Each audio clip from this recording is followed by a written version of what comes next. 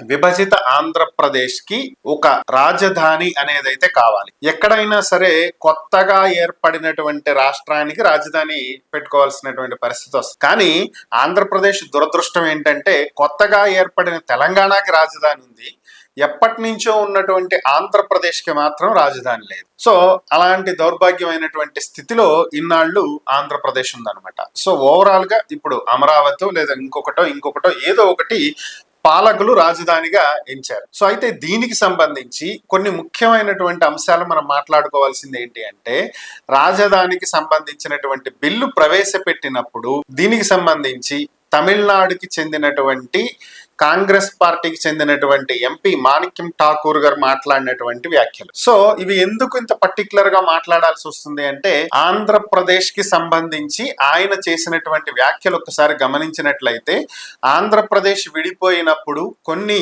విభజన చట్టంలో కొన్ని హామీలు ఇవ్వటం జరిగింది. వాటికి సంబంధించి ఏం నిర్ణయించారు? ఆంధ్రప్రదేశ్ కి రాజధానిగా అమరావతికి మేము మద్దతు తెలియజేస్తాం, ఫైన్. అయితే రాజధాని నిర్మాణానికి, ఆంధ్రప్రదేశ్ డెవలప్మెంట్ కి, అలానే ఆంధ్రప్రదేశ్ కి 10 సంవత్సరాల పాటు స్పెషల్ కేటగిరీ స్టేటస్ ఇస్తాము అని చెప్పి ఆ రోజు కేంద్ర ప్రభుత్వం హామీ ఇచ్చింది. మరి ఆ హామీలు ఎక్కడ అమలవుతున్నాయి? రాజధాని నిర్మాణానికి కేంద్ర ప్రభుత్వం లోన్లు ఇస్తుంది, కానీ యాక్చువల్ గా బిల్లు పెట్టినప్పుడు ఇస్తామన్నది లోన్ కాదు కదా, మేము సహాయం నిధులు కేటాయిస్తుంది, కేంద్ర ప్రభుత్వమే రాజధానికి నిధులు సమకూరుస్తుంది అని కదా ఆ రోజు హామీ ఇచ్చింది. సో అది కాదని చెప్పి మీరు ఈ రోజు లోన్లు ఇవ్వటం ఏంటి? లోను ఏపీ తెచ్చుకుని ఏపీ కట్టుకునే పరిస్థితికి తీసుకొచ్చారు. సో కేంద్ర ప్రభుత్వం ఏమి ఇచ్చినట్టు? కేంద్ర ప్రభుత్వం కేవలం గ్యారంటీయర్ గా ఉంటే సరిపోతుందా?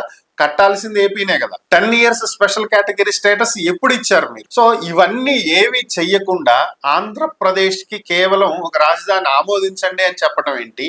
సో ఇవన్నీ మీరు ఎప్పుడు ఇస్తారు? ఎందుకు దీని గురించి మాట్లాడట్లేదు? ఖచ్చితంగా ఆంధ్రప్రదేశ్ ప్రజల భవిష్యత్తుకి ఇది అవసరం అని చెప్పి ఆయన పార్లమెంట్ లో మాట్లాడటం జరిగింది. మరి పక్క స్టేట్ కి సంబంధించినటువంటి ఎంపీ ఈ స్టేట్ బాగోగుల గురించి మాట్లాడుతుంటే, మన స్టేట్ కి చెందినటువంటి ఎంపీలు ఏం చేస్తున్నారా అంటే, గత 5 ఏళ్ళు మీరు ఇచ్చేశారు, గత 5 ఏళ్ళు మీరు అది చేశారని చెప్పి పార్లమెంట్ లో ఒకళ్ళ మీద ఒకళ్ళు ఆరోపణలు చేసుకుంటాం తప్ప రాష్ట్ర ప్రయోజనాలకు సంబంధించి ఒక్క విషయం అయినా ఏవైనా మాట్లాడారా? సో గతంలో స్టేట్ ని డివైడ్ చేసేటప్పుడు ఎలా అయితే మన రాష్ట్రానికి చెందినటువంటి నాయకులు వ్యవహరించారో ఇప్పుడు కూడా అదే పద్ధతిని అవలంబిస్తున్నారు. 2014కి ముందు రాష్ట్రాన్ని విభజించేటువంటి పరిస్థితి వచ్చినటువంటి సమయంలో కూడా ఇదే పరిస్థితి. ఏపీకి చెంది అప్పుడు ముఖ్యమంత్రిగా ఉన్నటువంటి కిరణ్ కుమార్ రెడ్డి చివరి బంతి వరకు నేను ఆడతాను, దీన్ని జరగనివ్వను అని చెప్పి ఆయన చెప్తే, నాయకులు చూసుకుంటే అటు తెలుగుదేశం పార్టీ కావచ్చు, వైఎస్ఆర్ కాంగ్రెస్ పార్టీ కావచ్చు, బీజేపీ కావచ్చు, ప్రతి పార్టీ ప్రతి నాయకుడు చేసినటువంటి పనులు ఏంటి అంటే, రాష్ట్రం ఖచ్చితంగా విడిపోయిద్ది అని చెప్పి వీళ్ళందరికీ తెలుసు. మన స్టేట్ కి సంబంధం లేనటువంటి ఇతర స్టేట్లకి సంబంధించినటువంటి నాయకుల్ని తీసుకొచ్చి ఈ స్టేట్ డివిజన్ కి సంబంధించి ఒక కమిటీగా వేసినప్పుడే ఇది ఖచ్చితంగా విడిపోయేది అని చెప్పి అందరికీ తెలుసు. దీన్ని అసెంబ్లీలో తీర్మానం చేసి స్టేట్ డివిజన్ కి మేము వ్యతిరేకం అని చెప్పి తీర్మానం పంపిస్తే కూడా దాన్ని బుట్టదాఖలు చేసి పార్లమెంట్ తలుపులు మూసి పెప్పర్ స్ప్రేలు కొట్టి మరి బిల్లుని పార్లమెంట్ లో పెట్టి ఆర్టికల్ 3ని యూజ్ చేసి స్టేట్ ని విడగొడుతున్నప్పుడైనా మన ఏపీకి చెందినటువంటి నాయకులు ఏపీకి ఏం కావాలి అనేది అడిగి ఉండాలి, ఏపీ ప్రయోజనాల గురించి ప్రశ్నించి ఉండాలి. బట్ అదేది చేయలే. అదే ఇప్పుడు కూడా అవలంబిస్తున్నారు. కూటమికి చెందినటువంటి నేతలు మేము కష్టపడ్డాం, అమరావతిని తీసుకొచ్చాం, 33,000 ఎకరాలు రైతుల దగ్గర నుంచి సేకరించాం, ఇది సెల్ఫ్ సస్టైన్డ్ క్యాపిటల్ అని చెప్పి తర్వాత వచ్చినటువంటి 5 సంవత్సరాలు వైఎస్ఆర్ కాంగ్రెస్ పార్టీ ప్రభుత్వం దీన్ని నిర్వీర్యం చేసింది, నాశనం చేసింది, అది చేసింది, ఇది చేసింది. మళ్ళీ మేము ఇప్పుడు ప్రజలకు రైతుల ఆకాంక్షల మేరకు మరలా అమరావతికి చట్టబద్ధత కల్పిస్తామని చెప్పి చెప్పుకున్నారు తప్ప అమరావతికి ఏం కావాలి? అమరావతి నిర్మాణానికి కేవలం మీరు ఇవ్వాల్సింది లోన్లు కాదు, మాకు చట్టబద్ధంగా రావాల్సినటువంటి మా వాటా మీరు ఎందుకు ఇవ్వట్లేదు అని చెప్పి బీజేపీని అడిగేటువంటి ధైర్యం ఒక్క ఎంపీకి కూడా లేకపోయింది. చట్ట ప్రకారం మాకు ఇవ్వాల్సినటువంటి స్పెషల్ కేటగిరీ స్టేటస్ ఎందుకు ఇవ్వట్లేదు అని అడిగేటువంటి ధైర్యం లేకపోయింది. ఇక వైఎస్ఆర్ కాంగ్రెస్ పార్టీ విషయానికి వస్తే వీళ్ళు అమరావతి సెల్ఫ్ సస్టైన్డ్ అని చెప్తున్నారు. సెల్ఫ్ సస్టైన్డ్ అయితే మరి వీళ్ళు అప్పులు ఎందుకు తీసుకొస్తున్నారు? దాని అంతటికి అదే నిర్మాణం అవ్వాలి కదా. 33,000 ఎకరాలు తీసుకొచ్చారు, మరలా కొత్తగా భూమి సేకరణకు వెళ్ళబోతున్నారు, భూ సమీకరణకు వెళ్ళబోతున్నారు. ఇవన్నీ ఎందుకు చేస్తున్నారు? ఏంటి? రైతులకు డెవలప్డ్ ప్లాట్స్ ఇస్తానన్నారు, ఆ ప్లాట్స్ సంగతి ఏంటి? అవి ఇంతవరకు తేల్చలేదు. సో వీటికి సంబంధించినవన్నీ బిల్లులో పొందుపరచకుండా మీరు బిల్లుని ప్రవేశపెడితే ఇది వృధా, దీనివల్ల యూజ్ లేదు, ఈ ఫార్మ్ ఆఫ్ బిల్లుని ప్రవేశపెట్టడాన్ని మేము వ్యతిరేకిస్తూ వాకౌట్ చేస్తున్నాం అని చెప్పి వీళ్ళు వెళ్ళిపోయారు. సో ఇక్కడ కొంచెం వీళ్ళన్నా ఆలోచించాలి. సో వాళ్ళు అదే పరిస్థితి, వీళ్ళు అదే పరిస్థితి. రైతులకి డెవలప్డ్ ప్లాట్స్ ఇస్తామన్నారు, ఫైన్. ఎప్పుడు ఇస్తామన్నారు? 10 ఏళ్లలో రాజధాని నిర్మాణం పూర్తి చేసి డెవలప్డ్ ప్లాట్స్ ఇస్తానన్నారు. మరి గడిచినటువంటి 5 ఏళ్లలో మీరే కదా ఉంది. ఈ 5 ఏళ్లలో మీరు ఏం చేశారు? అమరావతిని డెవలప్ చేశారా? అమరావతికి ₹1 ఖర్చు పెట్టారా? మరి ఏ విధంగా డెవలప్ అవుతుంది? ఏ విధంగా డెవలప్ అయినటువంటి ప్లాట్స్ తీసుకొచ్చి రైతులకు ఇస్తారు? మనం ఒకటి అడుగుతున్నామంటే కనీసం మినిమం దాని గురించి వెనక మనం ఏం చేశాము, వాళ్ళు ఏం చేశారు, ఏంటి ప్రజలకు కనిపించట్లేదా, చూడట్లేదా అనేది మినిమం ఆలోచన స్పృహ ఉండాలి కదా. సో ఒక పాయింట్ మిథున్ రెడ్డి గారు మాట్లాడిన దాన్ని ఖచ్చితంగా ఏకీభవించాలి. ఏంటి అంటే అసలు ఈ రాజధానికి బౌండరీస్ ఏంటి? రాజధాని ఓకే ఫైన్, క్యాపిటల్ సిటీ, దీనికి ఉన్నటువంటి బౌండరీస్ ఏంటి?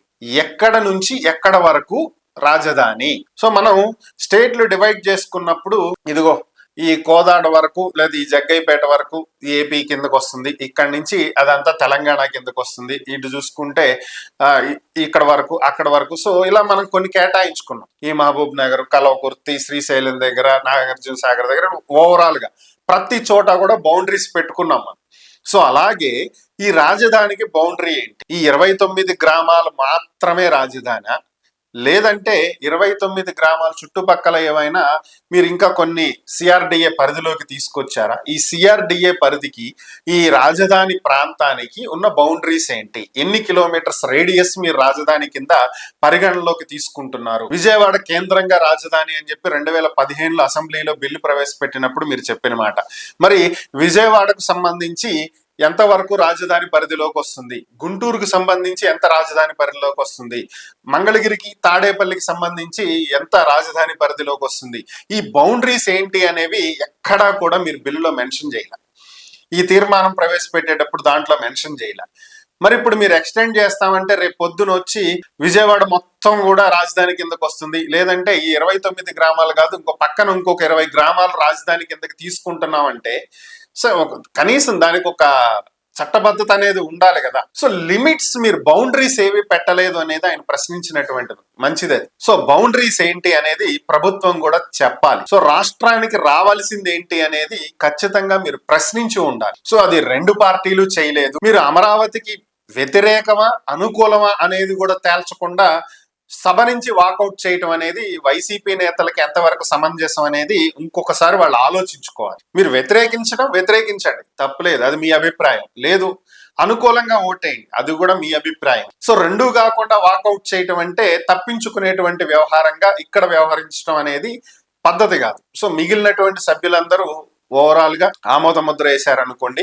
సో ఆ విషయం పక్కన పెట్టేసేస్తే ఇక సెకండ్ మన జగన్మోహన్ రెడ్డి గారి ప్రెస్ మీట్ విషయానికి వద్దాం. జగన్మోహన్ రెడ్డి గారు ప్రశ్నించినటువంటి అంశాలు కొన్ని మనం చూసుకున్నట్లయితే, Amaravati self sustained capital city అని చెప్పారు కదా, దీనికి లక్షల కోట్ల రూపాయలు అప్పులు ఎందుకు తీసుకొస్తున్నారు అని చెప్పి ఆయన ప్రశ్నించడం జరిగింది. సో దీనికి ప్రభుత్వం ఖచ్చితంగా సమాధానం చెప్పి తీరాలి. ఎందుకంటే మొన్న తీర్మానం పెట్టినప్పుడు కూడా నారాయణ గారు ఈ తీర్మానానికి సంబంధించి స్పెషల్ గా అసెంబ్లీ ఒక రోజు నిర్వహించినప్పుడు ఆయన చేసినటువంటి వ్యాఖ్యలు, సెల్ఫ్ సస్టైన్డ్ సిటీ దానంతటికి అదే డెవలప్ అవుతుంది, ఎక్కడా మనం రూపాయి ఖర్చు పెట్టాల్సినటువంటి అవసరం లేదు అని చెప్పి ఆయన మరొకసారి కూడా చెప్పడం జరిగింది.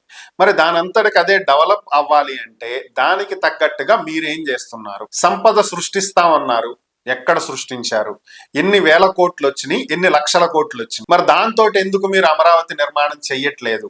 వరల్డ్ బ్యాంక్ దగ్గర నుంచి, నాబార్డ్ దగ్గర నుంచి, ఏడీబీ దగ్గర నుంచి, ఇలా రకరకాల బ్యాంకింగ్ వ్యవస్థల దగ్గర నుంచి లక్షల కోట్ల రూపాయలు తీసుకొచ్చి 5 కోట్ల మంది ఆంధ్రప్రదేశ్ ప్రజల నెత్తిన అప్పుల భారాన్ని ఎందుకు పెంచుతున్నారు? రాష్ట్రానికి ఒక రాజధాని ఉండాలి, ఓకే, మేము దాన్ని కాదనం, we welcome it. So Amaravati రాజధానిగా నిర్ణయిస్తే ఓకే, ఫైన్, మాకు అది కూడా ఓకే. విశాఖలో ఉండాలో, లేదంటే చిత్తూరులో ఉండాలో, లేదా శ్రీకాకుళంలో ఉండాలో, ఎక్కడ ఉండాలి మాకు అది పెద్ద మ్యాటర్ కాదు. ఎక్కడున్నా రాజధాని అనేది ఒకటి ఉండాలి రాష్ట్రానికి. మీ రాజధాని ఏది అంటే ఆలోచించుకునే పరిస్థితితో, చెప్పుకోలేనటువంటి పరిస్థితితో ఉండకూడదు. సో అమరావతి రాజధానిగా నిర్ణయించారు, బిల్లు పెట్టారు, we are happy, we are welcoming. But ఇక్కడ మేము అడిగేది ఏంటంటే, ఇన్ని లక్షల కోట్ల రూపాయలు ఎందుకు ఖర్చు పెట్టాలి? ఆల్రెడీ మనం ఏమన్నా సర్ప్లస్, పీకల్లోతు అప్పుల్లో ఉన్నటువంటి స్టేట్, రెవెన్యూ పెద్దగా జనరేట్ అవ్వనటువంటి పరిస్థితి, మనకేమి హైదరాబాద్ లాంటి భారీ నగరాలు లేవు, ఇంత లోటు బడ్జెట్ లో కొట్టుమిట్టాడుతున్నటువంటి పరిస్థితుల్లో రాష్ట్రం చుట్టూ అనేక రకాలైనటువంటి సమస్యలతో పోరాడుతుంటే మీరిచ్చే ఫ్రీ బీజులు ప్లస్ ఇక్కడ అమరావతికి లక్షల కోట్ల రూపాయల అప్పులు, దీన్ని ఎలా చూడాలి? ఇప్పుడు మరలా ల్యాండ్ అక్విజిషన్ కి వెళ్తామంటారు. భూ సమీకరణ ఉన్నటువంటి 34,000 ఎకరాల్ని ఎంత సమర్థవంతంగా యూజ్ చేస్తున్నారో ఏంటో తెలియదు, మళ్ళీ కొత్తగా అక్విజిషన్ కి వెళ్తామన్నట్టు. ఇది ఎంతవరకు సమంజసం? ఇది ప్రభుత్వం కూడా ఆలోచించుకోవాలి ఒకసారి.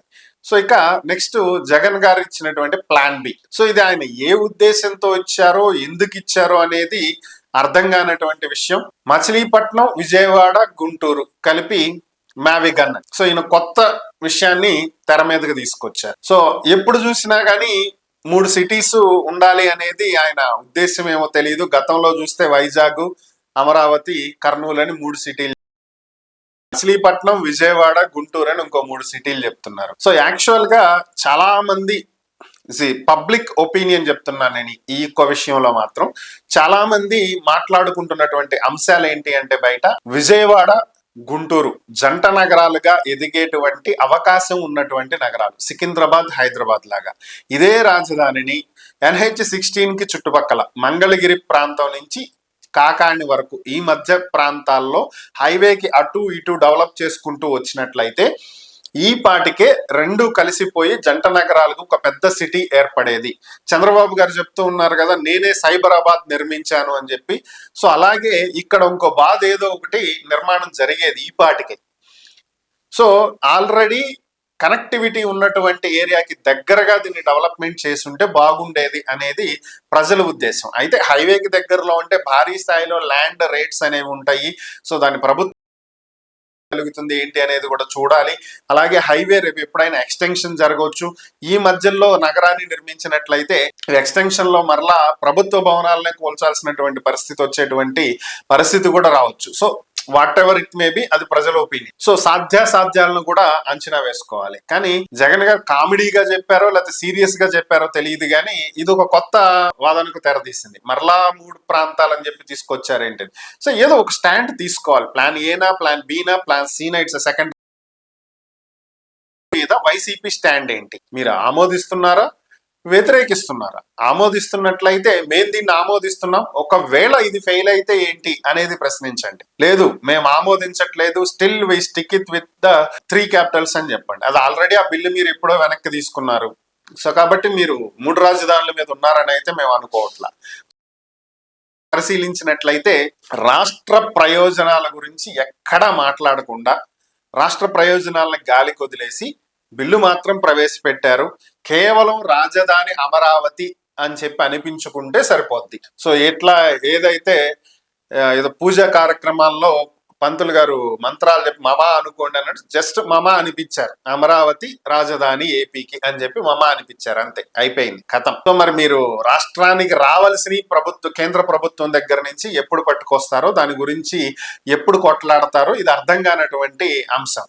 మీరు అటు వైసీపీ పార్టీ కావచ్చు, ఇటు టీడీపీ పార్టీ కావచ్చు, జనసేన కావచ్చు, బీజేపీ కావచ్చు, అందరూ ఏపీకి చెందినటువంటి నేతలే కదా, ఏపీకి చెందినటువంటి ఎంపీలే కదా. మీరు ఇక్కడ ఎలా అయినా కొట్టుకోండి స్టేట్ లో, కానీ సెంట్రల్ కి వెళ్ళినప్పుడు మీరందరూ కలిసి రాష్ట్ర ప్రయోజనాల గురించి కదా మీరు కొట్లాడాల్సింది. అక్కడ కూడా మీరు కొట్టుకుని రాష్ట్రం పరువు దిగజార్చడం తప్పితే మరొకటి కనిపించట్లేదు.